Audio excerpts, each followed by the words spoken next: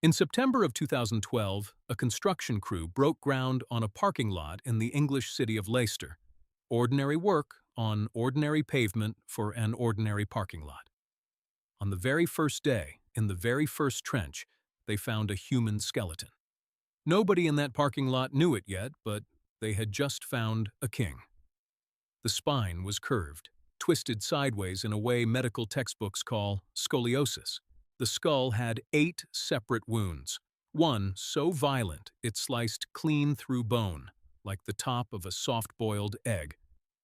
Whoever this man was, something had ended his life in total, focused brutality. DNA testing would eventually prove it. This was Richard III, the last king of the House of Plantagenet, dead for 527 years, lost since 1485. A man Shakespeare turned into one of history's most infamous villains, found not in a cathedral, not in a crypt, but under a painted parking space. But bones don't just tell you how somebody died. If you know how to read them, they can tell you what that person ate for years without a single written word. And when scientists ran that test on King Richard, what his own skeleton confessed lined up with something else entirely. A single sheet of parchment nobody had thought to connect to it. Today, I'm using real, published forensic science, alongside an actual 600-year-old royal recipe, to rebuild the meal that a medieval king's own bones say he was eating in the last years of his life. Stay with me. Welcome, or welcome back, to Savoring History, the channel where we don't just read about the past, we taste it, dish by dish, source by source. Every episode here starts with something real. A letter, a recipe, a record. And this week, for the first time, a full skeleton to go along with it. What scientists were able to reconstruct from Richard III's own bones is one of the strangest, most convincing pieces of food history I've come across, because it isn't just based on somebody's written memory. It's based on chemistry that was locked inside his body for over 5 centuries, and as we'll see, it matches a real recipe almost perfectly. Quick housekeeping before we dive in. If you're new to the channel, consider subscribing and leaving a like. It's genuinely what tells more history-loving people that this kind of content exists, and I always love knowing who's watching. Drop a comment with the country and city you're tuning in from today. Now, let's go back to late medieval England and find out what a king's bones can tell us that his own chroniclers never wrote down. Richard III ruled England for just over 2 years before he was killed at the Battle of Bosworth Field in 1485, the last English king to die in battle. For over 5 centuries, nobody knew exactly where his body ended up, until that 2012 dig confirmed he'd been buried, without much ceremony, on the site of a friary that later became, of all things, a parking lot. But finding a skeleton is one thing. Proving it's a 500-year-old king is another entirely. Richard left no direct descendants, so researchers had to trace an unbroken maternal line, mother to daughter, all the way from Richard's sister, Anne of York, down to the present day. That search ended in an ordinary cabinet-making workshop in London, with a man named Michael Ibsen, a 17th-generation descendant who had absolutely no idea, until a team of historians knocked on his door, that he was carrying the same mitochondrial DNA as a Plantagenet king. He gave a simple cheek swab. It matched the skeleton in the parking lot completely. As Ibsen himself put it afterward, it was a strange thing to sit in a quiet cabinet shop knowing your ancestor died in one of the bloodiest battles in English history. Once the skeleton was confirmed as Richard's, scientists at the British Geological Survey took a very different kind of look at him. Bone tissue constantly rebuilds itself throughout life, absorbing chemical traces, isotopes, from whatever food and water a person consumes. Teeth lock in childhood diet permanently. A femur averages out the last 10 to 15 years of life, and a rib, which turns over much faster, captures only the last 2 or 3 years.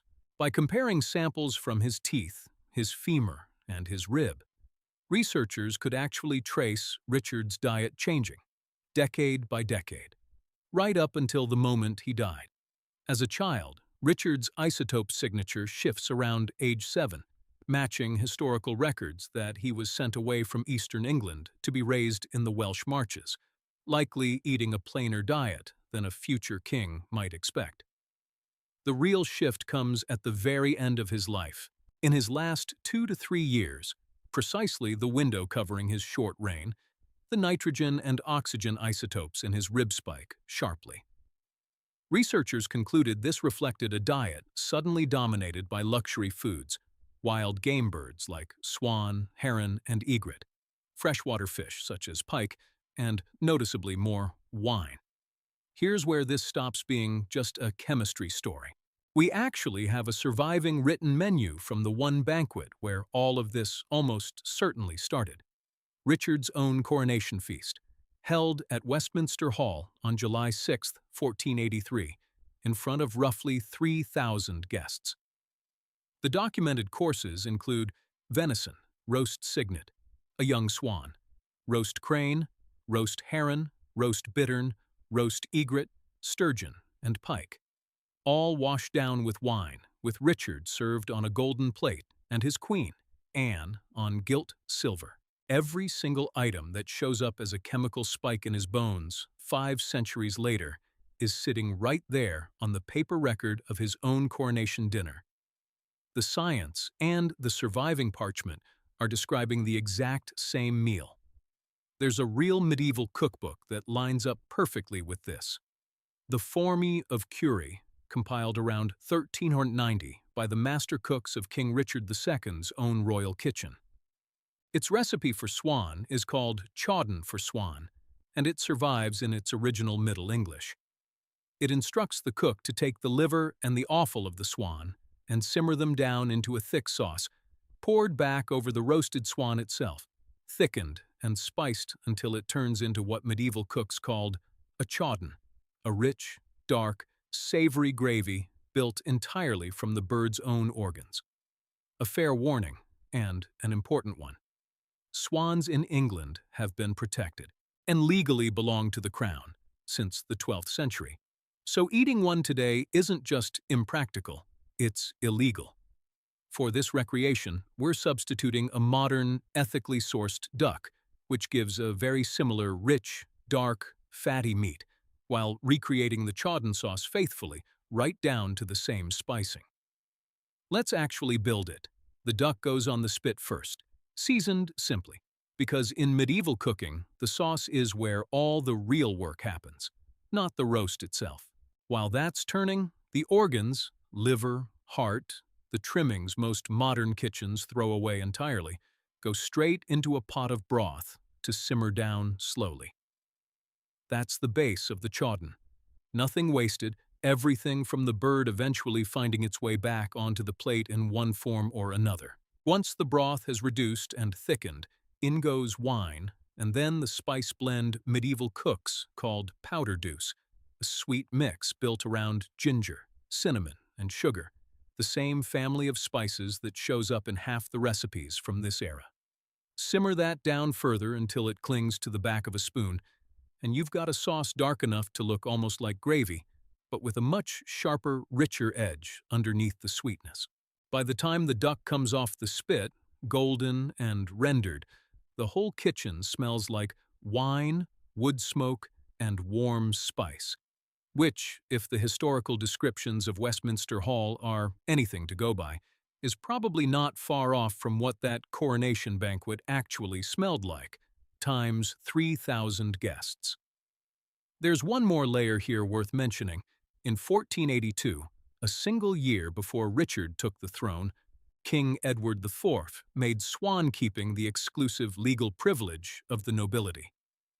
By the time Richard was crowned, swan wasn't just expensive.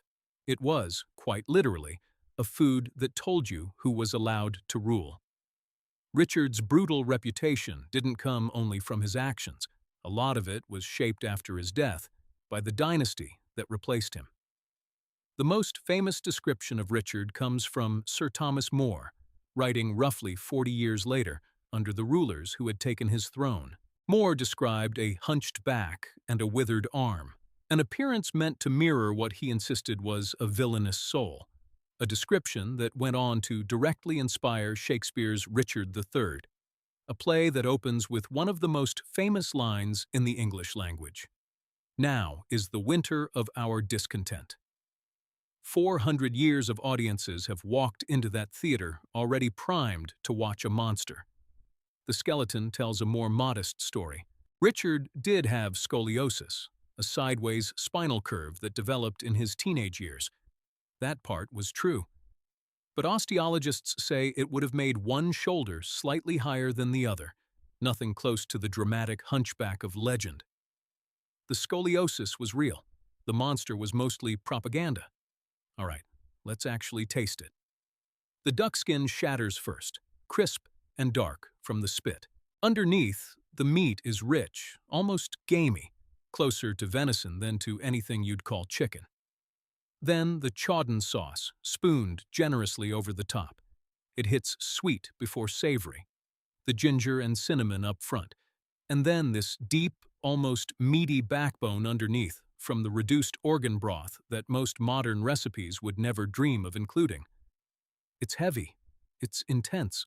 2 bites in, you understand exactly why this needed a golden plate and 3,000 witnesses. It's not really a meal built to nourish you quietly at home. It's a meal built to announce something. Next to the plain bread and pottage most of England was eating that same week, this would have looked less like dinner and more like a political statement on a plate. Richard died at Bosworth at 32, his skull carrying wounds so violent that some were likely inflicted after he was already gone. Final, deliberate cruelty toward a defeated king. He was buried without ceremony and forgotten for 527 years until a parking lot gave him back. In 2015, he was finally reburied with full royal honors at Leicester Cathedral, a short walk from where he'd been lost. In the end, Richard's own body did something no portrait or play ever could. It told the truth about exactly what kingship changed in his life, confirmed by a scrap of parchment nobody thought to check against it.